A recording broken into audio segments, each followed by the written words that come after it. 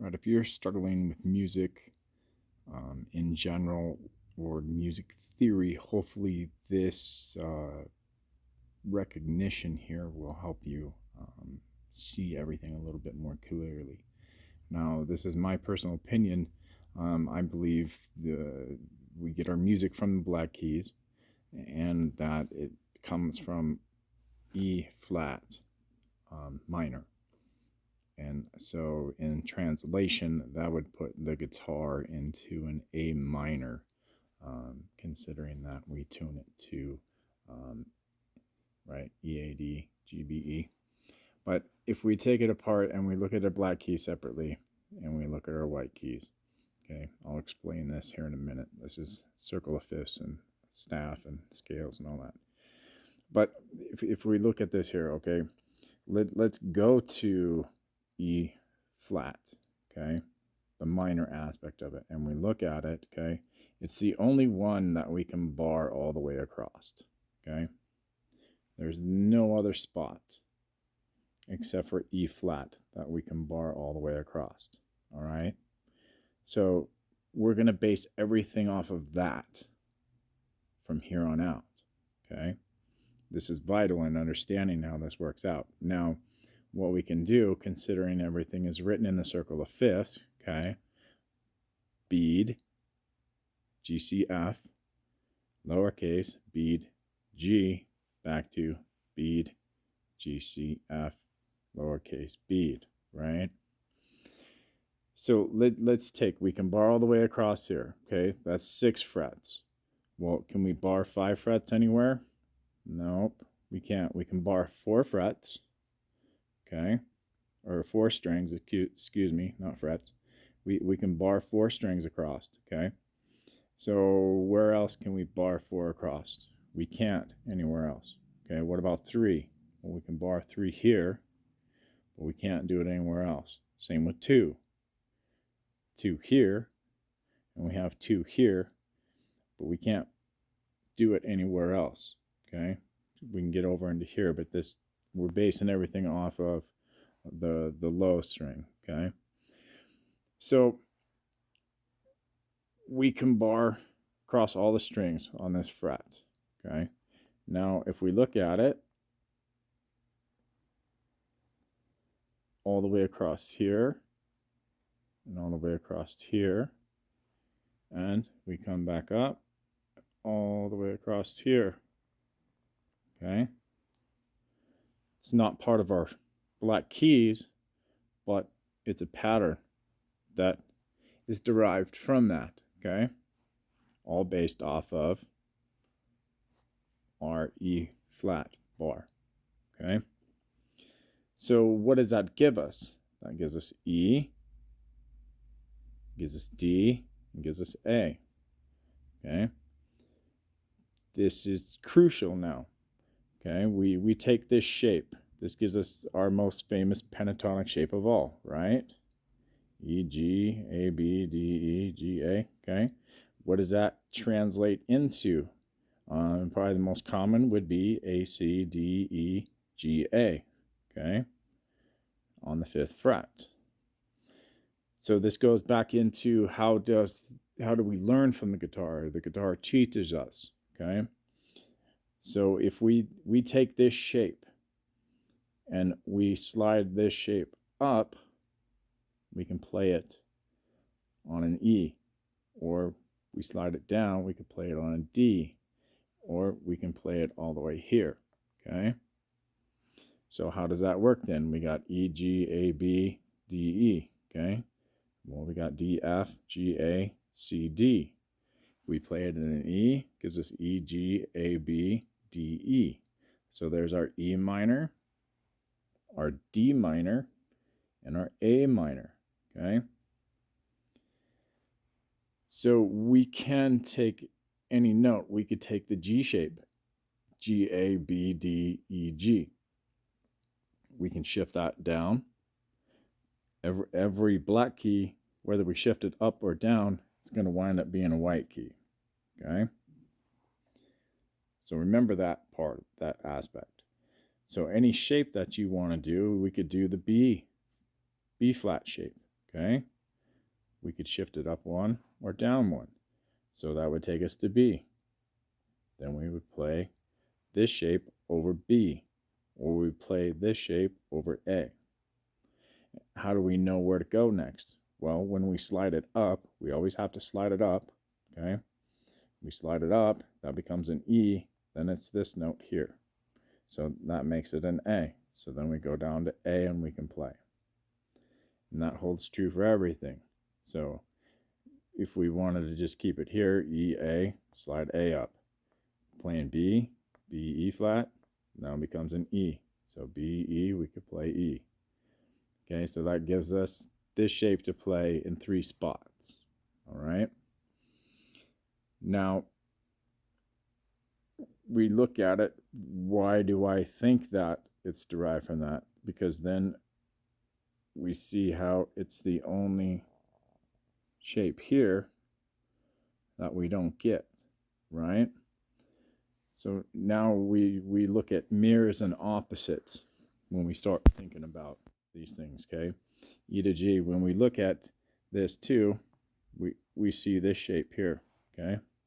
That gives us our C major shape. But it also gives us our F major shape. And it gives us our G major shape, okay? So now we have 1 by itself and 2 close together, okay? We have 1 by itself, which is A, and 2 close together, D and E, okay? E is by itself. It's all by itself. So these 2 are close together. This is by itself, okay?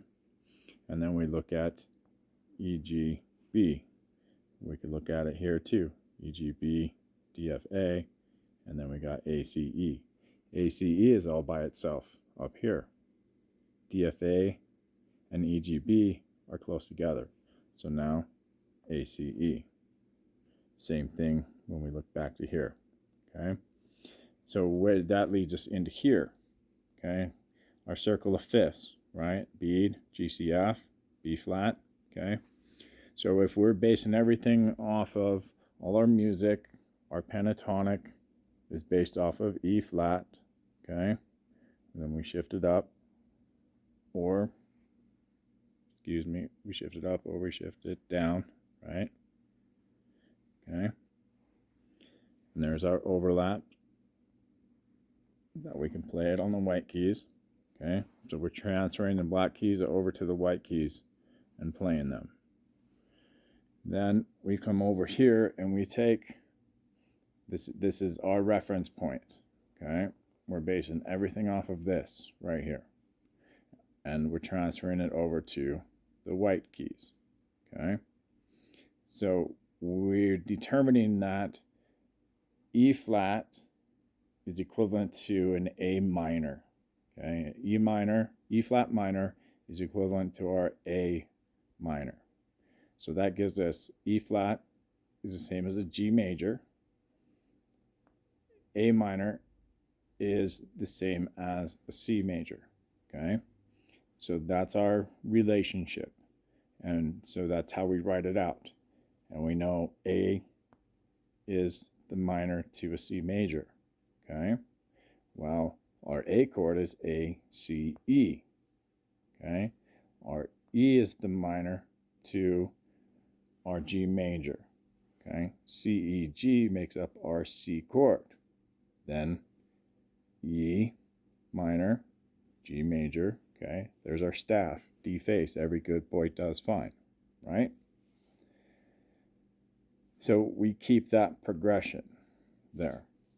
Now it changes when we come over here. It doesn't give us our C, it changes, but we're not worried about that because everything's based off of an E flat minor, and it translates over to an A minor, okay?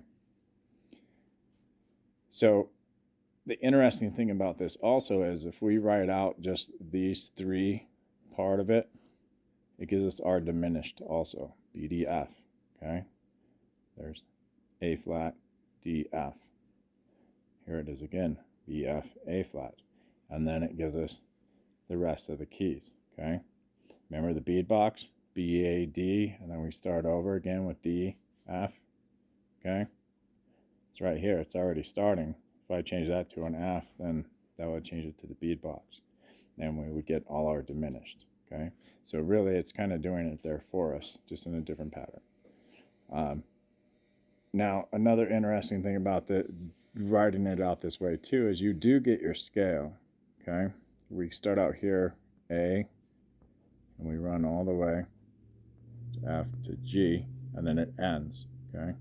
So then we have to start over. We also get A, B, C, D, E, F. Now, earlier, if you remember, when you run your minor scale, A, B, C, D, E, F, your next one in progression in key overlapping would be G, A, B flat, okay? Because you're overlapping scales, and you're overlapping your chords too when you run your staff progression, when you run it all out, okay? So as we move this way, we're overlapping, okay? So this is where the circle of fifths comes in when we write this out and recognizing the patterns, okay? We could go further. We could go C, D, E, F, G, A, B, C, D, E, G flat, G. So now we start overlapping, going this way in the circle of fifths, or circle of sevenths, whichever way you want to figure it out, okay? So that's another reason why, in my opinion, don't think about this as the circle of fourths, because it's not. I understand that concept of it. In the intervals, in that key of C, that's your 4, that's your 5. I get that, but when we're getting into this stuff, you can't think about it that way. It confuses yourself more. So don't think about it like that. Okay. And if we notice too, right? E, A, D. Okay. You could think about it, D, E, A, right? A, E, D. But that changes the way you do the circle of fifths then, because it's B, E, A, D, right? So now we got E, A, D, then we go B, E, A, D. So we start overlapping, okay? Then here we got G, C, F, okay? So now you have that key has overlapped in 3 different spots as you're working up in progression up the neck, okay? So that's where a lot of this can get confusing and whatnot when you start thinking about the circle of fifths and sevenths and the 1, 4, 5 progression and all that stuff. But for right now, I'm not going to go any deeper into this, but this is why I believe that, the music comes from the black keys, which looking into it today, yeah, evidently the piano, the black keys used to be white and the white keys used to be black, and then it got switched around at some point. So that's interesting, my opinion. But yeah, learn the flats, learn the sharps, learn the black keys, because that's where your base foundation comes from, these scales, okay? And then we start adding a note here and there to fill in, right? And then we get into diminished. Diminished becomes a whole other thing when we start doing diminished, okay? So I think that's enough for now. Oh, and one more thing too, which is kind of cool with this, is your chord then too, C, E, G, B, D. Okay, your chord progression runs backwards this way too and overlaps your scale going that way. But here's the thing, okay, if you want to figure this out, and then I'm done with this. So what you want to happen is every 2, okay? But this is going to be 3 here because you get into diminished again. If you run out and repeat your key that you're in your staff progression, right? You wind up getting your diminished as you keep running it out. Okay, if you run your staff throughout all the keys, then you don't get your diminished when you do that. But here we go. If we do this, okay, we want to focus on these three. Okay, we start with. Let me flash this out. This is a cool device. Oops, hold on. Oh, come on, fingers. There we go. All right. So if we want to write this out, we do B flat, E flat, A flat. Oh no, let me flash it again. Terrible writing. B, E, A, D, G. Okay? That's all our black keys, right? We know A is going to be our relative and C is our relative. Okay? So we fill in the blanks. D, G, C, F. Okay? Then we got E comes before, and we need our B here. Okay? So what comes before B flat in the circle of fifth, seventh progression? F. What comes after G flat or before G flat, depending on your progression? B. Okay. What's the relationship between B and F? 6 frets. What's the relationship between E and A? 6 frets. A flat and D, 6 frets. Relationship between B and E, or B flat and E, 6 frets. Okay, so your relationship is always 6 frets. All right. So if we run C, there's our minor relationship. Now we keep our circle of fifths: G, C, F, B flat, E flat, A flat, and D. Okay. So now minor, minor, major, minor, major, minor, major, minor, major. Okay. Now diminished. Okay. Now what we could do is we could run this all the way out, right? D, A, E, B, B flat, D. Sorry for it being so sloppy, but it is what it is. All right, so there we go. Okay. E to E, all the way through. Circle of fifths, sevenths, all back on itself. Okay. Diminished. There's another diminished. Another diminished. Okay. Come back. We should have one more, right? Okay. B, D, F, A flat. Then we have our next set and next set. Okay. So that covers everything throughout it all. Okay. Then we have D, F, A, C, E, G, B, D, G flat, A. Oh, look at that. We have our staff. Okay. So we don't necessarily, we do have our scale, but then that becomes funky of knowing how to stitch all that together. But so that gives you your diminished, okay, throughout it all. Now, if you want to take this and you want to figure out, let's do this again. Let me flash it again. All right. So let's write this out again. And then I'm done after this one again. This is long enough. All right. So we already did for key of A minor, right? What if we want to let's pick a random one. Let's pick I don't know.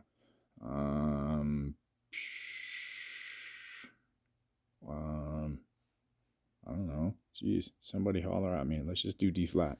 Okay, let's do D flat. That's fine. And we know D flat is E, right? So let's see if this works out. B flat, G, B, E, then A. All right. A flat comes before D. E flat comes before that. Okay. So now remember, this isn't going to give us our diminished. Okay. We're using this as a reference point. Okay. This is our reference because we're looking for this here, and we're looking for this here. And if we remember our scale patterns, then we can correlate. All right. I know that A flat I could play with a G, and I could play it with an A, and then I could play the other position in D, right?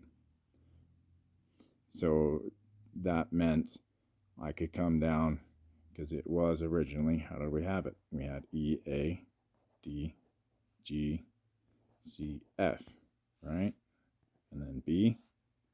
Okay, so we played E, A, and D is where we went, okay? And that was our center point. So it's going to be those three for E flat. If I want to play G flat, then it's going to be those. So I've got my minors and my majors, right? And then I had my minor to my major, right? So minor to my major would be D flat to E, okay? A flat to B. So then we could write it out. B, E, A, right? And then A, D, G, C. And then we have E flat and, oops, yeah. Oh, flash it out again. Trying to write as I'm looking through the phone. That doesn't work out too well. So we were doing D flat, G, B, E, A, E flat, okay? So the D flat minor is E major. So A, D, G, right? So that's going to be our equivalent. We know B is D, E is G, okay? So there we go. Then we could do so on and so on, right, to figure it out. But just thought it was interesting that,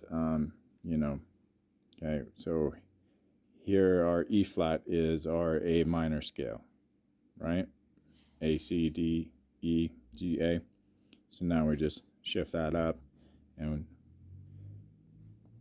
for D, then we would play it over here, okay?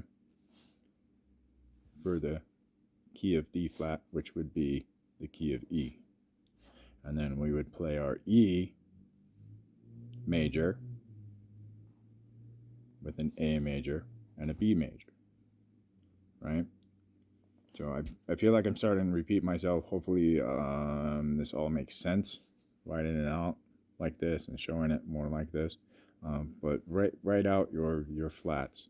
I wish this had a memory in it, so you could just come back to it. But write it out, all the different ways. So anyways, that's that. Way too long, but can't really shorten this stuff down without going back and explaining it prior. So hopefully that all made sense and open things up a little bit more. All right. Peace, love, stay strong. Fret 9.